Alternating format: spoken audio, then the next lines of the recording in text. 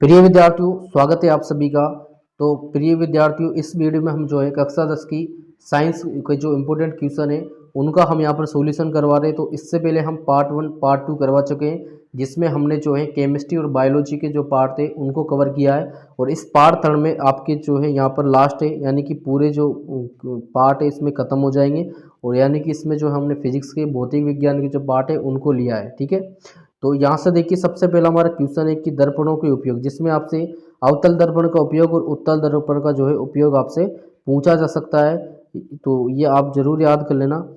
इसके बाद देखिए उत्तल दर्पण और अवतल दर्पण में जो है आपसे अंतर पूछा जा सकता है, तो अंतर भी आप इनमें याद रखें। इसके बाद आपसे जो है अपवर्तन के नियम पूछे जा सकते हैं। देखिए अपवर्तन के दो नियम होते हैं, सिंपल है कि पहला नियम क्या होता है कि किन्हीं दो माध्यमों के लिए एक ही रंग के प्रकाश के लिए आपतन कोण आई की ज्या साइन तथा अपवर्तन कोण आर की ज्या, यानी कि साइन का अनुपात सदैव स्थिरांक होता है। ठीक है, यानी कि sine i upon sine r बराबर क्या होता है, स्थिरांक होता है, जिसको हम 1/2 लिख सकते हैं। यानी कि स्थिरांक 1/2 को पहले माध्यम का दूसरे माध्यम के सापेक्ष अपवर्तनांक कहते हैं। और दूसरा नियम क्या होता है कि आपतित किरण आपतन बिंदु पर अभिलंब एवं आपतित किरण तीनों एक ही तल में स्थित होते हैं। ठीक है, इसके बाद आपसे परावर्तन और अपवर्तन में जो है अंतर पूछा जा सकता है, तो इसको भी आप याद कर लेना। इसके बाद देखिए आपसे लेंस की क्षमता पूछी जा सकती है और लेंस की क्षमता का मात्रक भी आपसे जो है पूछा जा सकता है।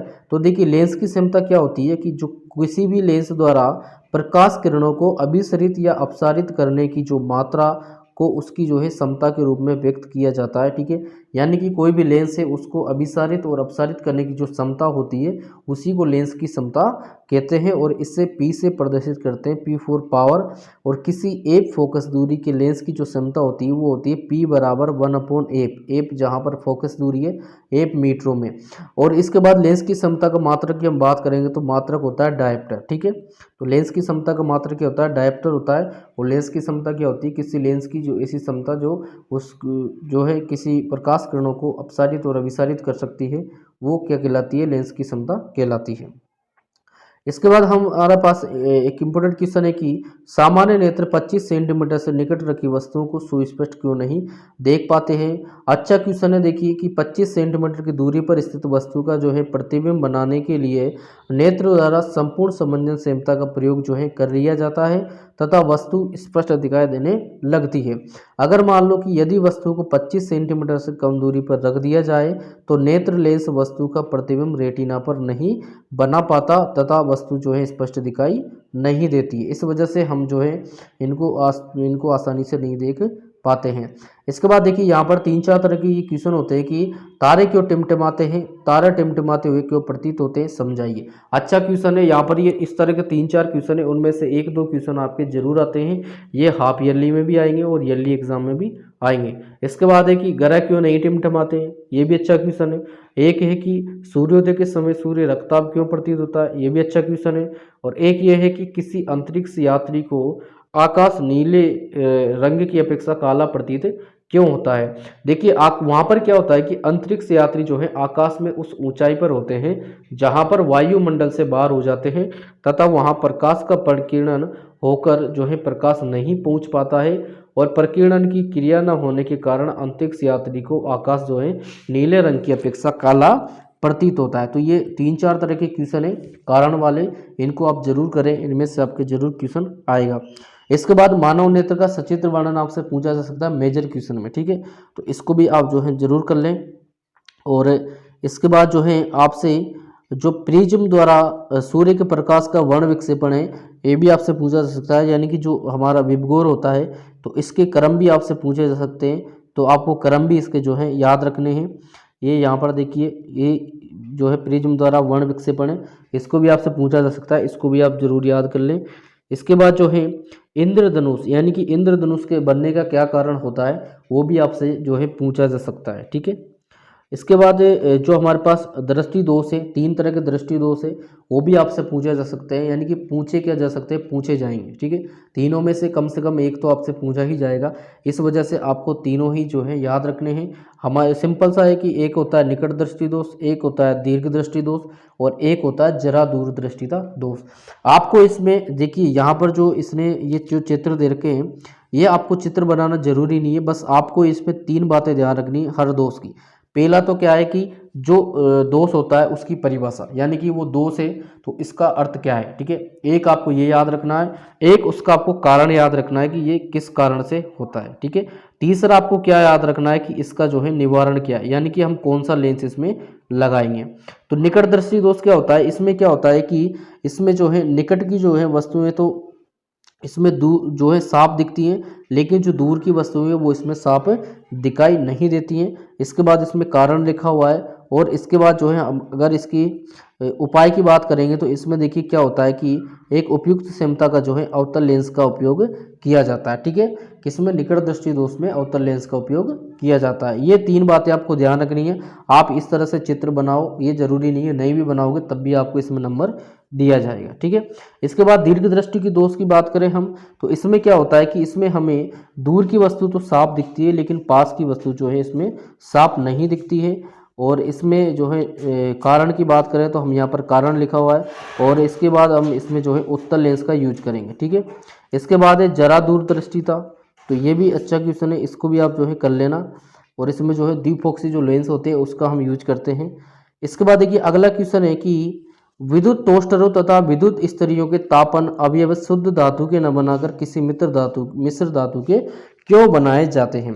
देखिए ऐसा इसलिए करते हैं कि मिश्र जो धातुएं होती है उनकी प्रतिरोधकता शुद्ध धातुओं की तुलना में जो है अधिक होती है। ठीक है, तथा ताप वृद्धि के साथ इनकी जो है प्रतिरोधकता में नगण्य परिवर्तन होता है।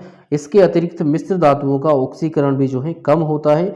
इस कारण से जो टोस्टर है, स्त्री आदि के जो चालक है वो मिश्र धातुओं के बनाए जाते हैं। ठीक है, इसके बाद है ओम का नियम, बहुत अच्छा क्वेश्चन है। ओम का नियम आप जरूर याद रखें ना। ओम का नियम कितना अच्छा क्वेश्चन है कि किसी धातु के तार में प्रवाहित होने वाली जो विद्युत धारा है उस तार के सिरों के बीच उत्पन्न विभवांतर के समानुपाती होती है, यानी कि V समानुपाती I। ठीक है, ये है, या I समानुपाती V हम बोल सकते हैं, जहाँ पर V बराबर क्या हो जाएगा, RI हो जाएगा, जहाँ पर R जो है वो नियतांक है जिससे प्रतिरोध कहा जाता है, और प्रतिरोध का जो मात्रक है वो क्या होता है, ओम होता है।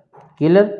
इसके बाद देखिए आपसे एक क्वेश्चन ये भी पूछा जा सकता है कि ओम के नियम के अनुसार विभवांतर तथा धारा के मध्य ग्राफ भी आपसे पूछा जा सकता है, जो कि देखिए इस तरह से बनता है, एक बिल्कुल 45 डिग्री का कोण बनता है, तो ये भी आपको कर लेना है। इसके बाद आपसे ये क्वेश्चन भी पूछा जा सकता है कि चालक के प्रतिरोध को प्रभावित करने वाले कौन कौन से कारक है। तो देखिए एक तो होता है लंबाई होता है, एक होता है अनुप्रस्थ काट का क्षेत्रफल। ठीक है, ये भी आप जरूर करना। इसके बाद देखिए आपसे श्रेणी क्रम संयोजन और जो हमारा पार्श्वक्रम जो संयोजन होता है उसको आपको जरूर पूछा जाता है। अब इसमें देखिए जो तुल्य प्रतिरोध है उसका फॉर्मूला भी व्युत्पन्न करना भी आपसे पूछा जा सकता है मेजर क्वेश्चन में, तो इस वजह से आप इसका चित्र भी याद रखें। श्रेणी क्रम संयोजन क्या है वो भी आपको याद रखना है, और यहाँ पर जो प्रतिरोध जो विभवांतर और प्रतिरोध जो निकाल रखे हैं वो भी आपको याद रखने हैं। ठीक है, इसी तरह से जो समांतर संयोजन है उसमें भी आपको सेम ये सारी चीज़ें जो है विभवांतर और जो प्रतिरोध है वो आपको निकालना आना चाहिए। क्लियर। इसके बाद देखिए इसके बाद है कि घरेलू विद्युत परिपथों में सामान्य विद्युत साधित्रों यानी उपकरणों को समांतर यानी पार्श्व संयोजन में क्यों जोड़ते हैं। तो ये भी अच्छा क्वेश्चन है, तो इसको भी आप याद कर लेना। इसके बाद अगला क्वेश्चन आता है हमारे पास कि भूसंपर्क तार का क्या कार्य है, धातु के आवरण वाले विद्युत साधित्रों को भूसंपर्कित करना क्यों आवश्यक है। तो ये भी अच्छा क्वेश्चन है, इसको भी आप याद कर लेना। इसके बाद हमारे पास आता है दक्षिण हस्त अंगुष्ठ नियम, ये भी बहुत अच्छा क्वेश्चन है, इसको भी आप जरूर याद कर लेना। इसके बाद अगला आता है कि परिनालिका में प्रवाहित विद्युत धारा के कारण जो चुंबकीय क्षेत्र होता है इसका जो चित्र होता है ये आपको याद रखना है। क्लियर। इसके बाद आपसे जो है घरेलू परिपथ का नामांकित चित्र भी आपसे जो है पूछा जा सकता है, अच्छा क्वेश्चन है, मेजर क्वेश्चन है। इसके बाद देखिए एक अगला क्वेश्चन है कि पोषी स्तर क्या है, एक आहार श्रृंखला का उदाहरण दीजिए जिसमें विभिन्न पोषी स्तर बताइए। तो ये भी अच्छा क्वेश्चन है, ये आपका कर लेना, इसको बहुत अच्छा क्वेश्चन है। इसके बाद देखिए पारितंत्र में अपमार्जकों की क्या भूमिका है, ये भी एक इम्पोर्टेंट क्वेश्चन है, इसको भी आप कर लेना। इसके बाद है कि ओजोन क्या है तथा यह किसी परितंत्र को किस प्रकार जो है प्रभावित करती है, अच्छा क्वेश्चन है, इसको भी आप करना। इसके बाद नेक्स्ट क्वेश्चन है कि जैव निम्नीकरणीय तथा अजैव निम्नीकरणीय क्या है, ठीक है, बहुत अच्छा क्वेश्चन है। और लास्ट है स्वपोषी तथा परपोषी में अंतर स्पष्ट कीजिए। तो देखिए स्वपोषी क्या होते हैं, ये अपना जो भोजन है वो सूर्य के प्रकाश की उपस्थिति में स्वयं बना लेते हैं, जबकि परपोषी में ये अपना भोजन प्रत्यक्ष या परोक्ष रूप से जो है स्वपोषी से प्राप्त करते हैं, ठीक है। और ये स्वपोषी क्या होते हैं, ये सौर ऊर्जा को रासायनिक ऊर्जा में बदलते हैं, जबकि परपोषी क्या करते हैं, ये सौर ऊर्जा को रासायनिक ऊर्जा में नहीं बदल सकते। और स्वपोषी को उत्पादक कहते हैं और परपोषी को उपभोक्ता कहते हैं, ठीक है। तो इस तरह से ये हमारे जो है बायोलॉजी के all important most important question यहाँ पर हो जाते हैं। इसके अलावा और कोई आपको इम्पोर्टेंट लगता है तो आप उसको भी ज़रूर करें। तो ये हमारी जो है साइंस के हमने यहाँ पर पूरी किताब की जो है इम्पोर्टेंट क्वेश्चन 2 नंबर के, 3 नंबर के, 4 नंबर के यहाँ पर हमने कवर करवा दिए हैं। इसके बाद हम जो है न्यूमेरिकल आपको करवाएंगे और उसके बाद जो 1 नंबर के क्वेश्चन है और MCQ है उनको हम आपको करवाएंगे। तो प्रिय विद्यार्थियों, अगर आपको वीडियो हेल्पफुल लगा हो तो वीडियो को लाइक एंड शेयर जरूर करें, एंड अगर हमारे चैनल पर नए तो चैनल को भी सब्सक्राइब जरूर कर लें।